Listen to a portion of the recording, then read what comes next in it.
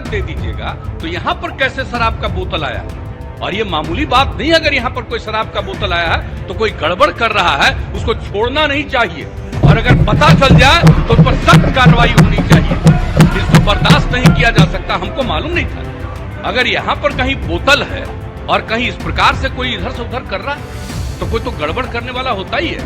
हम तो प्रार्थना करेंगे जांच करवाइए और इसके खिलाफ कार्रवाई होगी। ये झूठ बोल रहा है, हम नहीं कुछ बोलते हैं। और इसके पिता को किसने बनवाया था? मैं सुन रहा था, इसीलिए हम हाउस में आए। इसीलिए हम हाउस में आए। ये काम है सरकार का जवाब और मैंने ऑथराइज किया है अपनी तरफ से इनको इस बात के लिए करना। हम बैठ करके सुन रहे थे। नहीं, कॉन्स्टिट्यूशन निकालिए। माननीय मुख्यमंत्री जी, आसन की बात भी सुना जाए। हुई है, मैं आसन की भी बात सुनी जाए। रहा था, आप इंटरफेयर नहीं कर सकते हैं। और जरा संविधान देख लीजिए। और आज सुना न, बैठो ना, तुम क्या जानते हो, बैठो। अरे जिस दिन पिताजी की मृत्यु हो गई और उस दिन पूरे पटना में मात्र 18% वोट हुआ था और तब आप जीते थे। हम लोग आपके लिए काम कर रहे हैं यार। अगर देखो बोलना नहीं, बोलना जरूर बोलोगे तभी केंद्र वाला कुछ आगे बढ़ा देगा।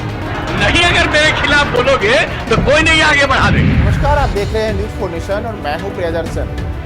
बिहार के मुख्यमंत्री नीतीश कुमार को बार बार गुस्सा क्यों आता है? वे बार बार विधानसभा में क्यों भड़क जाते हैं? वो क्यों अपना आपा खो देते हैं? और जैसा आज देखने को मिला कि बिहार विधानसभा के शीतकालीन सत्र के दौरान जब विपक्षी दलों ने बिहार में शराबबंदी कानून के उल्लंघन और शराब पीने के कारण हो रही मौतों के मामले को उठाया, तो इसे लेकर के मुख्यमंत्री नीतीश कुमार विपक्ष के सवालों का जवाब देने के बदले विपक्ष पर ही भड़क गए। वे बाकायदा जो भारतीय जनता पार्टी के नेता थे और वहां पे नेता प्रतिपक्ष विजय सिन्हा सहित तमाम जो अन्य नेता थे, उनसे तुम तराक तू तराक करके बातें करने लगे। लेकिन यह कोई पहला मौका नहीं है जब नीतीश कुमार विधानसभा के अंदर इस तरीके से भड़के हों, विपक्ष को सवालों के निशाने पे घेरा हो और निशाने पर न लिया हो बल्कि तुम तराक करते हुए अपनी बातें रखने लगे हों। आपको अगर हम सिलसिलेवार बताएं तो केवल वर्ष 2020 के जो विधानसभा के चुनाव हुए थे, उन चुनावों के बाद से अब तक की अगर बात करें तो कई ऐसे मौके देखने को मिले जब नीतीश कुमार ने अपने जो शांत, जो उनका चित्त है, शांत रवैया है, उससे अलग विधानसभा में उनका एक अलग रूप दिखा जिसमें वो आपा खोते नजर आए। ऐसा लगा कि नीतीश कुमार लगातार जो विपक्ष है, जो भी उनसे सवाल पूछ रहे हैं, उनके सवालों से असहज हो रहे हैं। और आपको हम बात कर याद दिलाएं तो याद कीजिए, मुख्यमंत्री नीतीश कुमार जब उस समय एनडीए की सरकार थी और विपक्ष में तेजस्वी यादव हुआ करते थे, तो तेजस्वी यादव को किस तरीके से नीतीश कुमार ने तुम तराक कर करके बोला और नीतीश कुमार और तेजस्वी यादव के जो ये पूरे दोनों के बीच में जो तू मैं हुई थी, वह काफी विवादित रहा था। यह घटना वर्ष 2020 की है। ये कैसे बर्दाश्त किया जा सकता? और मैं तो अध्यक्ष महोदय के सामने ही कहूंगा, आप इजाजत करिए ये पूरे के पूरे चीज को एग्जामिन करने के लिए। आज ही हम सबको कहते हैं, ये विधानसभा के कैंपस में अगर शराब मौजूद है तो मुख्यमंत्री जी को पद पे रहने का नैतिक जिम्मेवारी एकदम नहीं है महोदय। किस पे? सिपाही पे निलंबित कीजिएगा सिपाही को। ये कैसे बर्दाश्त किया जा सकता? और मैं तो अध्यक्ष महोदय के सामने ही कहूंगा, आप इजाजत करिए ये पूरे के पूरे चीज को एग्जामिन करने के लिए। आज ही हम सबको कहते हैं, पूरे हम कह देंगे। अभी अभी हम चीफ सेक्रेटरी से लेकर के और डीजीपी, हम दोनों को कहेंगे कि आज ही पूरे के तौर पर इंक्वायरी करवाइए। और अगर आप इजाजत दे दीजिएगा तो यहाँ पर कैसे शराब का बोतल आया? और ये मामूली बात नहीं, अगर यहाँ पर कोई शराब का बोतल आया है तो कोई गड़बड़ कर रहा है, उसको छोड़ना नहीं चाहिए। चिट्ठी जब हमको मिल जाए और तब कोई खबर आएगा तब ना हम पढ़ेंगे। हमको मिलने के पहले समाचार पत्र में और सोशल मीडिया में आ जाता है, तो हम देखते ही नहीं है। मेरा, आप जानते नहीं मेरा स्वभाव जो है। आगे बैठ जाइए सब लोग। मैं तो नहीं जानता था।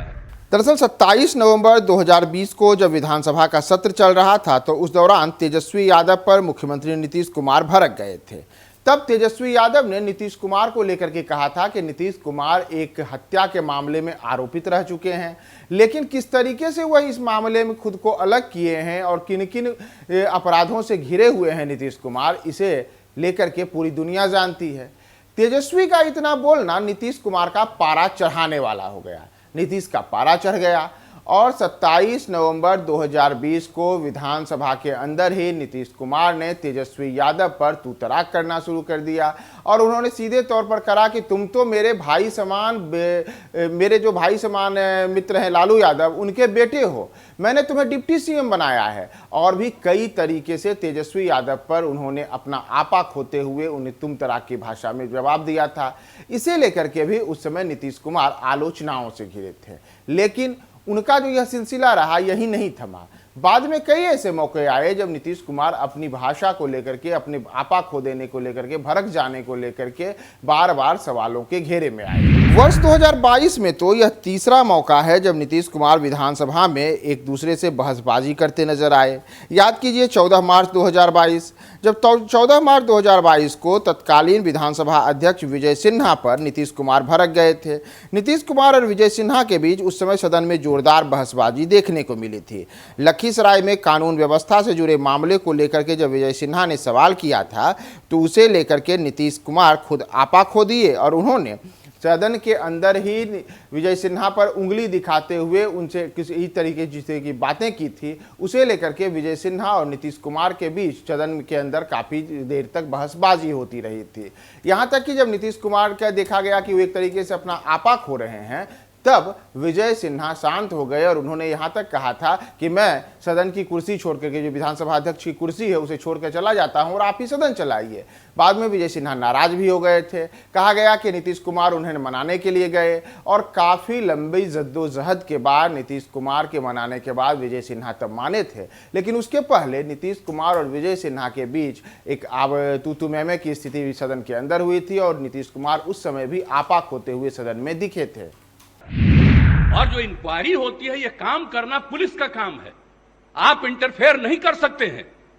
और जरा संविधान देख लीजिए, आप संविधान देख लीजिए और देख लीजिए, एक बार जान लीजिए। मुझको तो आश्चर्य होता है, हम इतने दिनों से और फिर इस तरह की बात होती है। सारे लोगों को एक बात जानना चाहिए, संविधान क्या कहता है। आप जब इंक्वायरी हो रही है, इन्वेस्टिगेशन हो रहा है कोई चीज, ये उसका अधिकार है और अगर वो गड़बड़ करेगा, सरकार की तरफ से, डिपार्टमेंट की तरफ से गाइडलाइन यही है कि निश्चित रूप से करना। और आप जानते हैं, हर बार हम एक एक बात कहते हैं, न हम किसी को फंसाते हैं, न हम किसी को बचाते हैं। ये काम नहीं है सरकार का। ये बात क्यों आप लोग बार बार कर रहे हैं? इस बात को लेकर के चलिएगा, आप इस तरह से हाउस चला रहे हैं। आज तक कभी नहीं हुआ जो इस तरह की बात होती है। मैं अपने सभी सदस्यों से भी कहूंगा, किस तरह से बार बार आप इस सवाल को पूछिएगा। माननीय मुख्यमंत्री, जब जवाब दे दिया गया, इंक्वायरी हो रही है और कहा गया है कि सारी इंक्वायरी होगी और इंक्वायरी की रिपोर्ट से आपको मतलब है या इंक्वायरी की रिपोर्ट कोर्ट में जाएगी और 3 बना हुआ जगह है, तो इसको अधिकार है, हाउस को अधिकार है। आप हमको जरा बताइए तो। माननीय नहीं, कॉन्स्टिट्यूशन निकालिए। माननीय मुख्यमंत्री जी, आसन की बात भी सुना जाए। तकलीफ हुई है, नहीं, आसन की भी बात सुनी जाए। सुन रहा था, आप सुन लीजिए। मैं जान करके आज समय पर आकर के सुन रहा था। नहीं, आसन की भी बात सुनी जाए। आप एक एक बात जान लीजिए। ये बात किसी भी तरह से मंजूर नहीं है। जब प्रश्नकर्ता ने प्रश्न उठाया कि कुर्की जब्ती हुआ है कि नहीं है, माननीय मुख्यमंत्री जी, जब प्रश्नकर्ता कुर्की जब्ती की बात उठाई, उन्होंने जवाब नहीं दे पाया। माननीय मंत्री जी, आपको जवाब नहीं दे पाए कुर्की जब्ती पर। सुन लीजिए, रिपोर्ट हाउस में सबमिट होता है, रिपोर्ट कोर्ट में जाता है। कहीं भी क्राइम होगा, कुर्की जब्ती पर जानकारी, इन्वेस्टिगेशन होगा, वो जाएगा कोर्ट में और कोर्ट उस पर इंक्वायरी करके सजा देगी। आपका ये काम नहीं है। आप पूछ रहे हैं, जवाब दिया जा रहा है। अब आप कहिएगा इसको फिर करेंगे, इसका मतलब है संविधान का खुलेआम उल्लंघन कर रहे हैं। माननीय मुख्यमंत्री जी, अब सुना जाए। चलेगा, इस तरह से नहीं चलेगा। ये बिल्कुल आप ही बता दे, जैसे चले उसी तरह चलाएंगे। आप कौन है जो आप कह रहे हैं कि आज नहीं, इसको दूसरे दिन देंगे? मैं आसन से संरक्षित सदस्यों को करने के लिए करिएगा। और आपको मालूम है अभी हमने क्या कहा, 60 दिन के अंदर पूरी इंक्वायरी करो।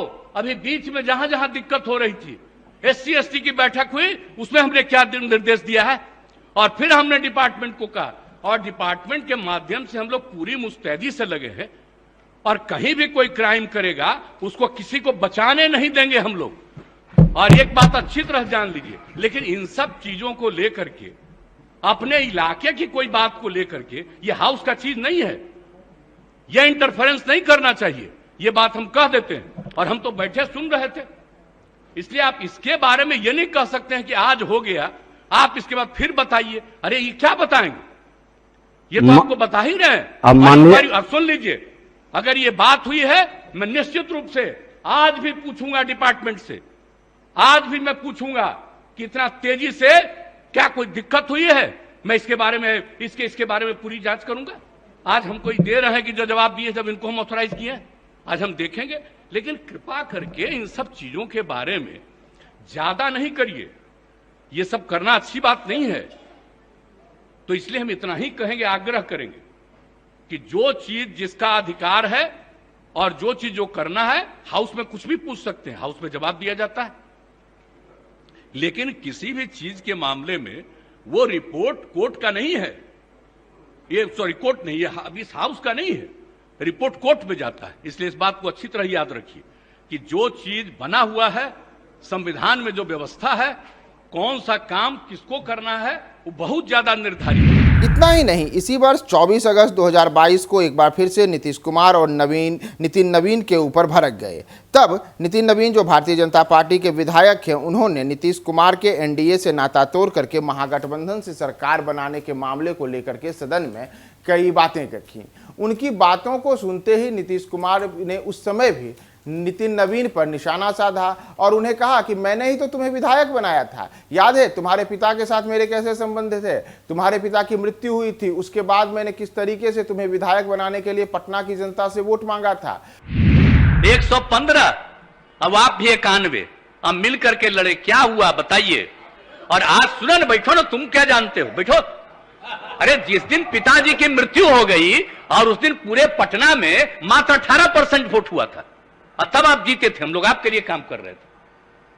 और आपके पिताजी के साथ मेरा क्या संबंध पौराणिक है, और उनका डेथ हो गया, तुरंत हम लोग सरकार में आए, और उसके बाद आप ही को जब बनाया गया, बोलो मत, चुपचाप सुनो, हम कितना प्रेम करते रहे, कितना सम्मान देते रहे। आज